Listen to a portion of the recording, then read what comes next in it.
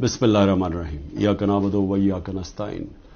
मेरे पाकिस्तानियों, जब तक ये पैगाम आप तक पहुंचेगा, मुझे ये अरेस्ट कर चुके होंगे और मैं जेल में होऊंगा।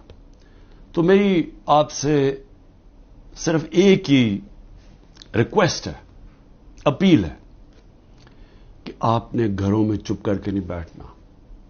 मैं ये जो जदोजहद कर रहा हूं, ये अपनी जात के लिए नहीं कर रहा, ये अपनी कौम के लिए कर रहा हूं, आपके लिए कर रहा हूं, आपके बच्चों के मुस्तकबिल के लिए कर रहा हूं।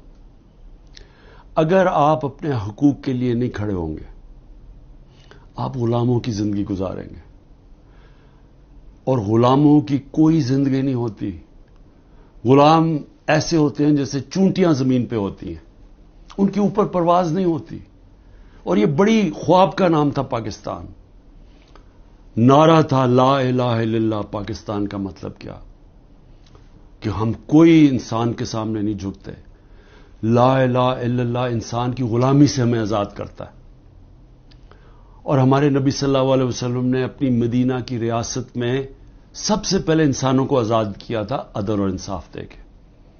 यह है जंग इंसाफ की, आपके हकूक की, आपकी आजादी की।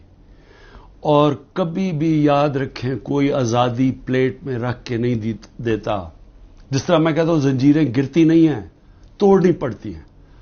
पुरअमन एहतजाज आपने करते रहना है जब तक कि आपको आपका हक नहीं मिलता।